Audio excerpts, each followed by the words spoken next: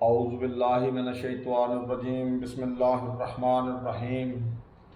दोस्तों, भाइयों, बुजुर्गों, अपनी नशिस्त चलती पई सी कि गज़वाए बदर तो बाद गज़वाए उहद का जिक्र शुरू करना सी, लेकिन उस तो पहले एक होर बात दसनी बहुत ज़रूरी सी कि साडे इत्थे अवागत के करीब चौड़ ਚੱਕ ਆ। चौड़ ਚੱਕ ਦੇ ਵਿੱਚ ਸ਼ੀਆ और सुन्नी एक तनाज़ा चलता पिया सी एक साल तो। जिस तरह शैतान वसवसे पा दिंदा इंसानां दे अंदर आपस दे विच भरावां दा इख्तलाफ हो जांदा, जिहदी वजह नाल छोटी छोटियां गल्लां वधदियां जिद फड़दियां बहुत दूर तक निकल जांदियां, जिहदे बहुत ज़्यादा नुकसान हुंदे आ। ये एक साल तो तनाज़ा चलता पिया सी ते 15 तरीक वाले दिन स्कॉलर मोहम्मद हबीब अरफानी चिश्ती साहब सुंदर शरीफ वाले गद्दी नशीन बहुत बड़े स्कॉलर ने, उन्होंने बहुत अच्छा किरदार अदा किया कि उन्होंने काफ़ी सारे मरीज चौड़ ਚੱਕ च रहिंदे ने। वैसे भी उन्होंने बहुत मरीदीन ने और बहुत ही पढ़े लिखे फिलासफर और स्कॉलर ने। उन्होंने मैं भी कुछ किताबां पढ़िया, बहुत अच्छा लिखते आ। दोस्तों, इंसानां दियां असल च 3 किस्मां आ। कुछ इंसान है शेर चीते की मानंद, कुछ इंसान है सप और बिच्छू की मानंद, कुछ इंसान है गाय और बकरी की मानंद। शेर और चीते तो मुराद ये आ कि शेर और चीते ने नहीं देखना कि हरनी दे छोटे छोटे बच्चे आ, अगर मैं इहदा शिकार कर लिया तो इहदे बच्चों का की बनेगा, वो किस तरह पलणगे। उन्हें चीरना फाड़ना, अपना और अपने बच्चों का ढिड भरना, उन्होंने किसी नाल कोई गर्ज नहीं। इस मुआशरे दे विच कुछ इंसान इस तरह के पाए जाते आ कि जिन्होंने किसी नाल कोई गर्ज नहीं, उन्होंने चीरना पालना और अपना ते अपने बच्चों का ढिड भरना। जिस तरह डाकू नुमा लोग कह लो कि कुछ बंदे 500 रुपया या 1000 रुपया ही जेब च हुंदा, उन्हां दियां वो खुशियां लख नाल दियां हुंदियां। वो जहन बना के आंदा कि मैं इन्ने पैसे अपने छोटे मुन्ने नूं देने आ, इन्ने मुन्नी नूं देने आ, इन्ने भैन नूं देने आ, तो उन्हां दियां वो करोड़ां वर्गियां खुशियां हुंदियां। ये रस्ते दे विच लुट के ते हो जांदे आ। ये लोग है डाकू नुमा शेर चीते दी मानत। इस तरह कुछ लोग है सप और बिच्छू की मानत। सप और बिच्छू जदों डंग मारते आ, इन्हां दा ढिड नहीं भरता, इन्हां नूं कोई फायदा नहीं हुंदा, लेकिन अगले दा ते सत्यानाश हो जाता, ना तो मर जाता। इस तरह कुछ लोग ऐसे भी पाए जाते हैं इस मुआशरे च कि उन्होंने अपने आप में कोई फायदा नहीं हुंदा, अपनी जात में कोई फायदा नहीं हुंदा। तुरे जाते किसी के कमाद में अग लाती, वह कमाद सड़ गया, भी उन्होंने तो फायदा कोई ना होया, लेकिन अगले का तो नुकसान हो गया। तुरे जाते किसी का बल्ब भन दिता रोड़ा मार के, उन्होंने कोई फायदा नहीं होया, भनन वाले नूं अगले का नुकसान हो गया। कुछ लोग ऐसे आ सप और बिच्छू की मानंद कि अगले का नुकसान कर देना और अपनी जात नूं उहदा कोई फायदा नहीं हुंदा।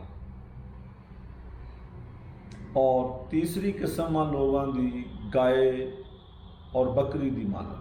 गाय और बकरी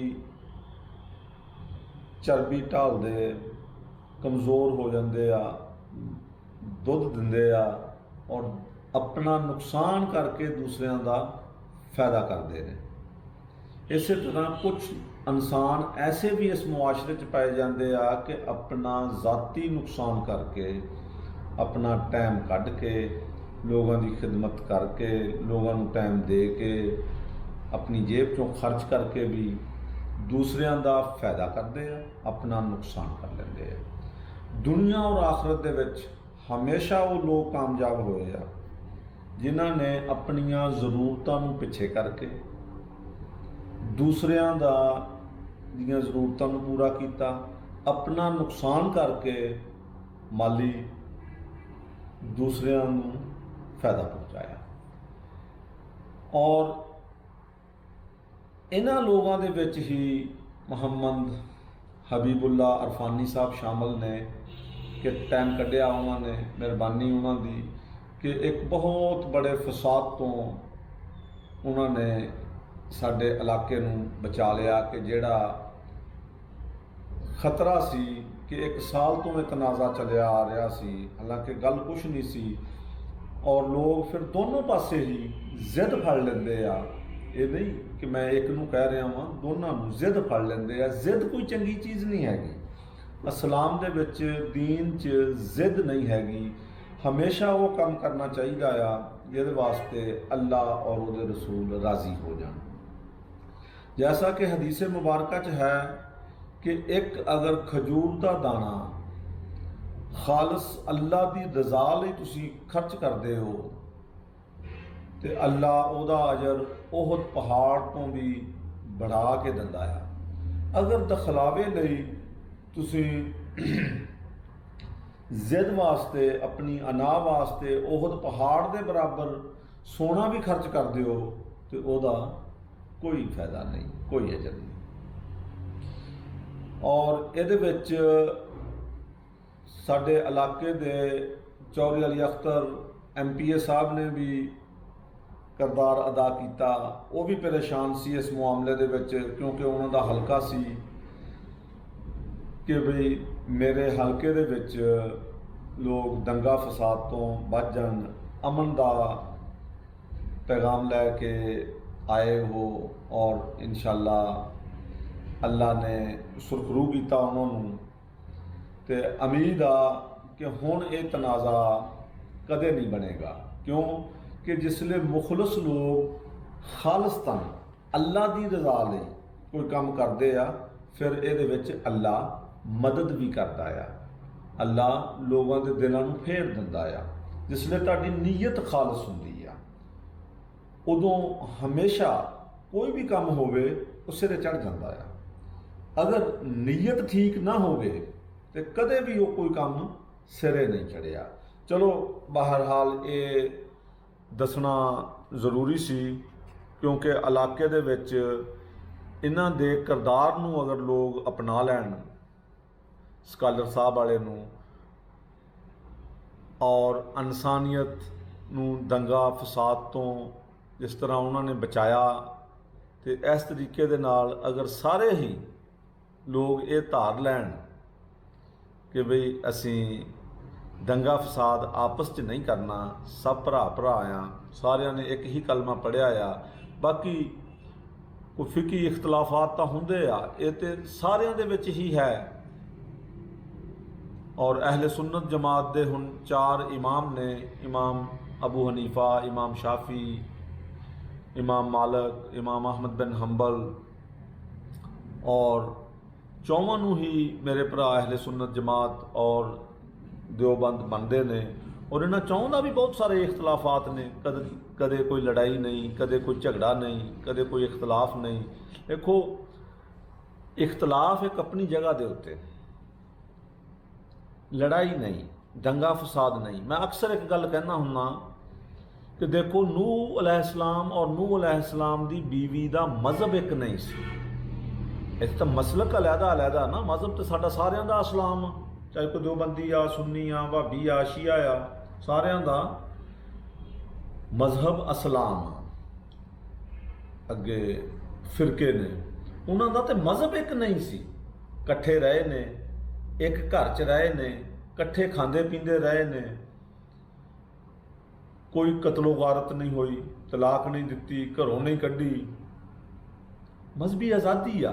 कुरान पाक ने ये वाक़यात ऐसे लिए ही बयान किए आ कि ताकि लोग इबरत फड़न।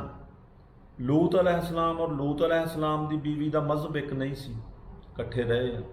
ਸਾਲਿਹ अलैहिस्सलाम और सालिह अलैहिस्सलाम ਦੀ ਬੀਵੀ ਦਾ ਮਜ਼ਹਬ ਇੱਕ ਨਹੀਂ ਸੀ, ਇਕੱਠੇ ਰਹੇ ਆ। ਫਰਆਉਨ ਐਡਾ ਖਬੀਸ ਆਦਮੀ ਸੀ ਕਿ ਜਿਹੜਾ ਖੁਦਾ ਦੇ ਮੁਕਾਬਲੇ 'ਚ 300 ਸਾਲ ਤੱਕ ਖੁਦਾ ਬਣ ਕੇ ਬੈਠਾ ਰਿਹਾ, ਆਪਣੇ ਆਪ ਨੂੰ ਖੁਦਾ ਕਹਿਲਾਉਂਦਾ ਰਿਹਾ। ਉਹਦੀ ਜਿਹੜੀ ਬੀਵੀ ਸੀ ਹਜ਼ਰਤ ਆਸੀਆ, 4 ਅਜ਼ੀਮ ਔਰਤਾਂ 'ਚ ਉਹਦਾ ਸ਼ੁਮਾਰ ਹੁੰਦਾ। ਅੱਲਾ ਨੇ ਆਪਣੀ ਮੋਮਨਾ ਕਿਹਾ, ਉਹ ਇਕੱਠੇ ਰਹੇ ਨੇ। ਇਸ ਕਰਕੇ ਕਤਲੋ ਗਾਰਤ ਇਹ ਠੀਕ ਨਹੀਂ, ਦੰਗਾ ਫਸਾਦ ਇਹ ਠੀਕ ਨਹੀਂ। ਸ਼ੈਤਾਨ ਤੇ ਬਹੁਤ ਖੁਸ਼ ਹੁੰਦਾ ਆ ਜਿਸਲੇ ਇਹ ਕੰਮ ਹੁੰਦਾ ਆ, ਕਿਉਂਕਿ ਸ਼ੈਤਾਨ ਚਾਹੁੰਦਾ ਹੀ ਇਹ ਆ ਕਿ ਕਤਲੋ ਗਾਰਤ ਹੋਵੇ। ਸ਼ੈਤਾਨ ਦੇ ਹਮਲੇ ਤੋਂ ਬਚੋ ਔਰ ਆਪਣਾ ਆਪਣਾ ਮੌਕਫ ਸਾਰੇ ਭਰਾ ਬਿਆਨ ਕਰਨ, ਜੋ ਜਿਹਨੂੰ ਠੀਕ ਲੱਗਦਾ ਉਹਨੂੰ ਅਪਣਾ ਲੈ। ਕਤਲੋ ਗਾਰਤ ਨਹੀਂ, ਸਭ ਤੋਂ ਬੜਾ ਜੁਰਮ ਕਤਲ ਆ, ਕਿ ਜਿਹੜਾ ਕਿ ਅੱਲਾਹ ਤਬਾਰਕ ਤਾਲਾ ਨੇ ਕੁਰਾਨ ਮਜੀਦ ਫੁਰਕਾਨ ਹਮੀਦ 'ਚ ਅਰਸ਼ਾਦ ਫਰਮਾਇਆ ਕਿ ਜਿਸ ਨੇ ਇੱਕ ਇਨਸਾਨ ਦਾ ਕਤਲ ਕੀਤਾ ਉਹਨੇ ਪੂਰੀ ਇਨਸਾਨੀਅਤ ਨੂੰ ਕਤਲ ਕੀਤਾ, ਇੱਕ ਨੂੰ ਨਹੀਂ ਕੀਤਾ, ਉਹਨੇ ਪੂਰੀ ਇਨਸਾਨੀਅਤ ਨੂੰ, ਕਿਆਮਤ ਤੱਕ ਦੇ ਆਉਣ ਵਾਲੇ ਲੋਕਾਂ ਨੂੰ ਕਤਲ ਕੀਤਾ। ਕਿ ਜਿਸ ਤਰ੍ਹਾਂ ਪਹਿਲਾ ਕਤਲ ਕਾਬੀਲ ਨੇ ਆਪਣੇ ਭਰਾ ਹਾਬੀਲ ਦਾ ਕੀਤਾ, ਹੁਣ ਜਿੰਨੇ ਵੀ ਕਤਲ ਹੁੰਦੇ ਆ ਸਾਰਿਆਂ ਦਾ ਗੁਨਾਹ ਉਹਨੂੰ ਮੁਸਲਸਲ ਪਹੁੰਚ ਰਿਹਾ ਵਾ, ਸਦਕਾ ਜਾਰੀਆ ਬਣ ਗਿਆ ਉਹਦੇ। ਇਸ ਤਰ੍ਹਾਂ ਅਗਰ ਕੋਈ ਨੇਕੀ ਦਾ ਕੰਮ ਕਰੋਗੇ ਉਹ ਵੀ ਕਿਆਮਤ ਤੱਕ ਲਈ ਤੁਹਾਡੇ ਲਈ ਸਦਕਾ ਜਾਰੀਆ ਆ। ਅਗਰ ਕੋਈ ਬੁਰਾਈ ਦੀ ਜੜ ਲਾ ਦਓਗੇ, ਬੁਰਾਈ ਦਾ ਬੂਟਾ ਲਾ ਦਓਗੇ ਸ਼ੈਤਾਨ ਦੇ ਬਰਗਲਾਵੇ 'ਚ ਆ ਕੇ, ਉਹ ਵੀ ਕਿਆਮਤ ਤੱਕ ਲਈ ਤੁਹਾਡੇ ਲਈ ਸਦਕਾ ਜਾਰੀਆ ਬੁਰਾਈ ਦਾ ਵੀ ਆ। ਅੱਛਾ, ਇਹ ਦੋਸਤੋ ਥੋੜਾ ਜਿਹਾ ਬਿਆਨ ਕਰਨਾ ਸੀ। ਤੇ ਹੁਣ ਅਸੀਂ